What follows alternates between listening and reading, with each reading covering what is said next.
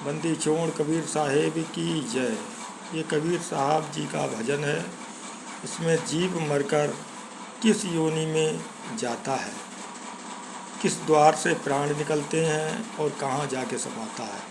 तो कहा है, गुदा द्वार से प्राण निकले, नर के खानी में जाए, तुरंत देह गुजवा का पावे, नरक में ठहराए।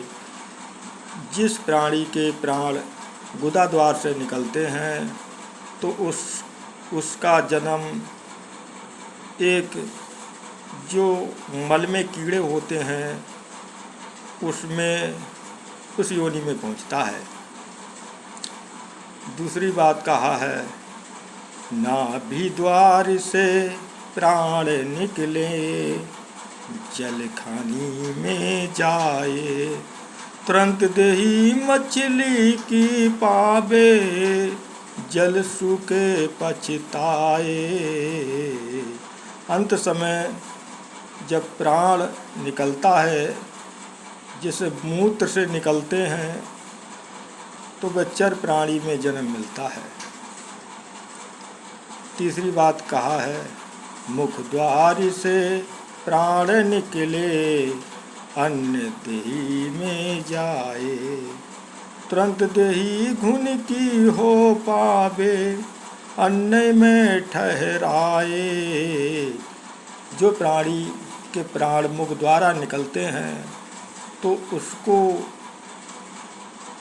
वो जीव अन्न में जाता है, उसका जन्म घुन का मिलता है।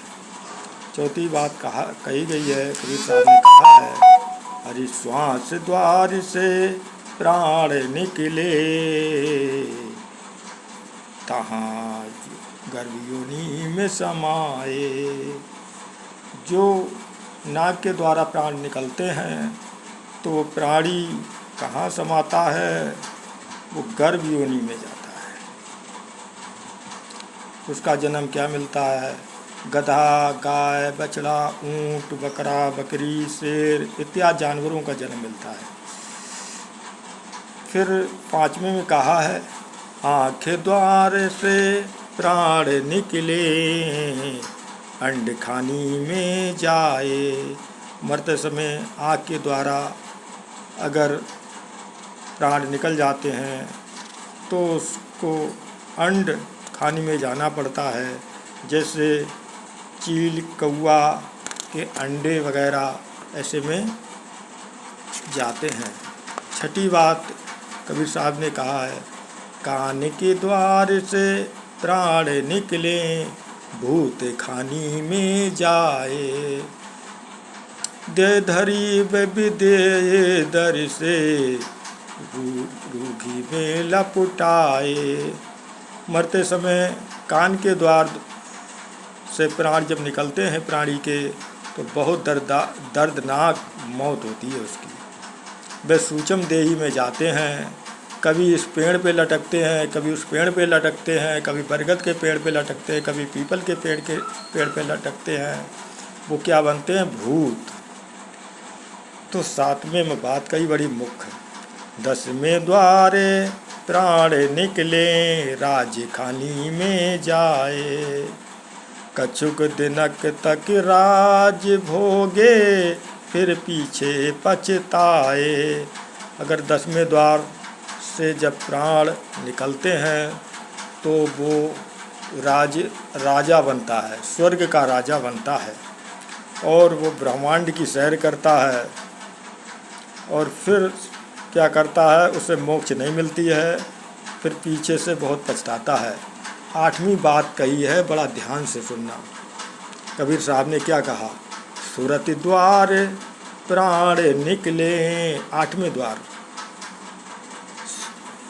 8वें नंबर पे कहा है, सूरत द्वार प्राण निकले, सतलोक को जाए, शब्द निरखत जाए लो कहीं, कहें कबीर बुझाए। जो सुरती द्वारा प्राण निकलेगा तो जिस स्थान से सुरती अंदर आई उसी स्थान से सुरती निकलेगी तो वह शब्द में समावेगी।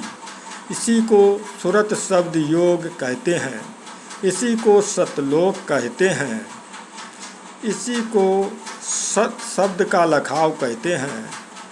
और श्वास और सुरती अलग हो जाती है और श्वास शरीर में रह जाता है और सुरती जो है शब्द में समा जाती है, उसे मोक्ष मिल जाती है, वो स्वयं सुरती शब्द में हो जाती है। जय बंदी छोड़ की मेरे मालिक की जय हो। तो चैनल आप ज़रूर सब्सक्राइबर करें। कहत कबीर सुनो वै साधु, ये चैनल ज़रूर सब्सक्राइब करें। धन्यवाद।